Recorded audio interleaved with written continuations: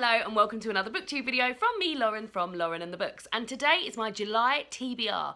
Now July is Pride Month, so a lot of the books that I'm going to be reading are books that celebrate LGBTQ plus authors, which I'm very, very excited about, including two that Penguin Platform have sent me because they are running a Pride Book Club using the hashtag "should have prepared this before." Can't find it. Hashtag Pride Book Club.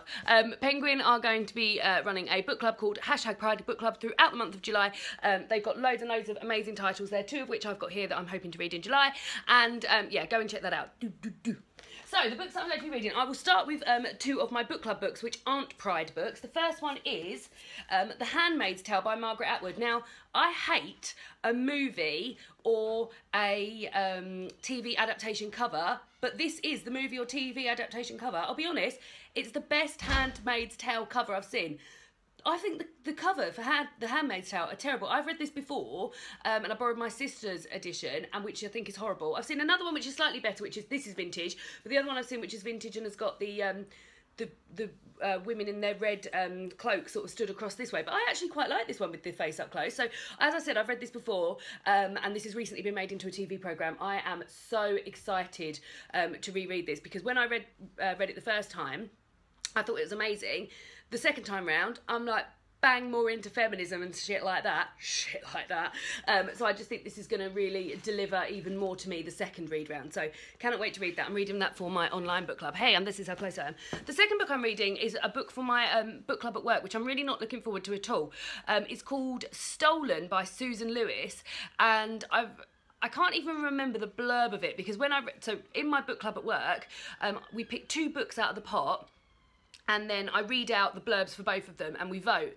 So it was either this one or I can't even remember the other one that he came up against, but this was the best out of the two. Like both of the blurbs were like not my sort of thing, and the cover looks vile, and I'm not looking forward to it at all. However, I do always try to read the books for book club. It is a book club that I run, and yeah, so I'll let you know how I get on with that. I always find that interesting when you're going to a book that you're not looking forward to reading, which doesn't happen very often, but I always do try to at least read like 50 pages of the book that I'm reading for book club before I decide I don't like it. So we've got that coming. Minnie's on her way. Minnie has hit me this morning. Here she is. You come in. Minnie has hit and bit me this morning, so she's in disgrace at the moment. So, and then just before I get onto the Pride books, I have a book here which I've been sent by the lovely people at Books on My Bag. So this is a tiny, weeny little essay on stories and childhood imagination, and this is taken from Philip Pullman's collection, which is going to be called Show Stealer. It's not going to be called that. It's going to be called Demon Voices. So Books on My Bag kindly sent me this, and this is something that I will be reading. I mean, look, it's not going to take me very much, but I wanted to acknowledge that I'd been sent it, and I'm very, very, very much looking forward to reading that. So the rest are the Pride books that I've been sent, and the two I will start with the ones that Penguin have sent me.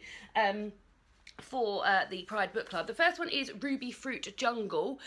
This is written by Rita Mae Brown, and it says here, which I am so excited to read this, I might start the month with this actually. Molly Bolt is a young lady with a big character. Beautiful, funny and bright, Molly figures out at a young age that she will have to be tough to stay true to herself in mid-20th century America.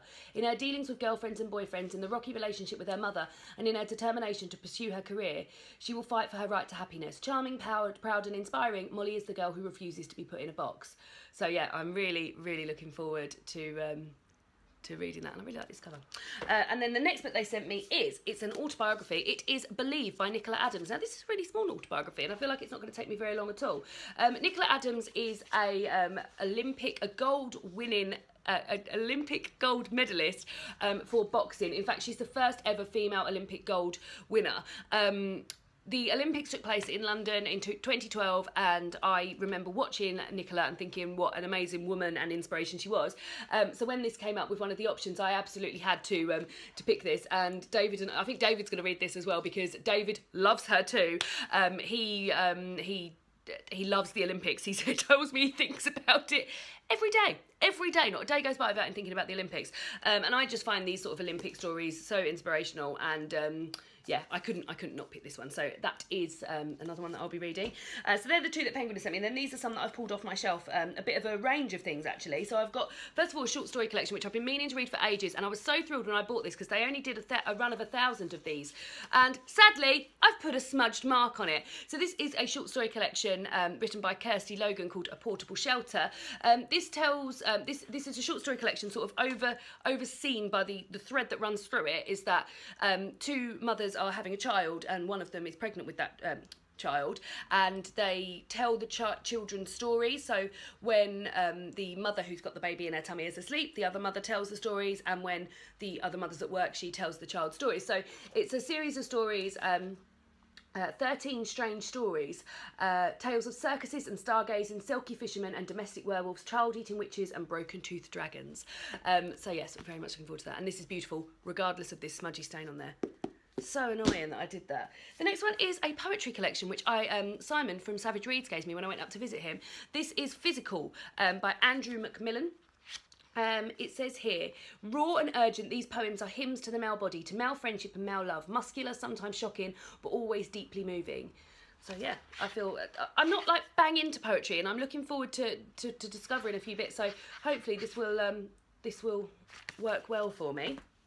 Then I've got Girl Meets Boy by Ali Smith. I'm still only read one Ali Smith, which was Autumn.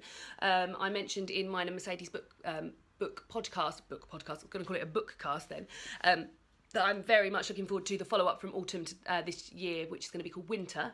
Follow on from Autumn, Winter. And this says here, Girl Meets Boy is a story as old as time, but what happens when an old story meets a brand new set of circumstances? It's about girls and boys, girls and girls, love and transformation, a story of puns and doubles, reversals and revelations, funny and fresh, poetic and political. Here's a tale to change for the modern world. And then the last one I've got, and this is, I'm very excited about this. So this is a really bashed up, lovely copy of Oranges Are Not the Only Fruit by Jeanette Winterson.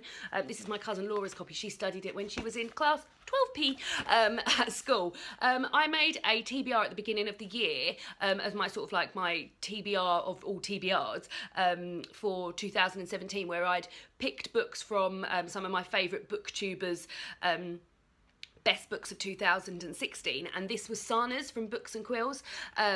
So I've been meaning to read this for a long time, and I thought this month would be the absolute best month to read it. I've only ever read one of her other books, which was I think it's called The 12 Days of Christmas, or Christmas Days, or something like that, where she's got a short story for every day in the run up to Christmas, which I tried to do it as part of Advent, but just sort of fell behind with it. Christmas was so busy, but I really enjoyed the writing style and things. So this is it says here, innovative in style, it's humour by turns punchy and tender. Oranges Are Not the Only Fruit is a few days' ride into the bizarre outposts of religious excess and human obsession. It's a love story too. So yeah, I'm very much looking forward to that. So those are the books that I'm planning on reading in the month of July. What books are you guys planning on reading in the month of July? Is anyone going to be joining in and reading a few Pride books? And these, oh God, look, it's actually quite a small, like it's still 1, 2, 3, 4, 5, 6, 7, 8, and then 9 books, but it feels like a really small pile for, unusual. And I will see you all again soon for another BookTube video. Bye!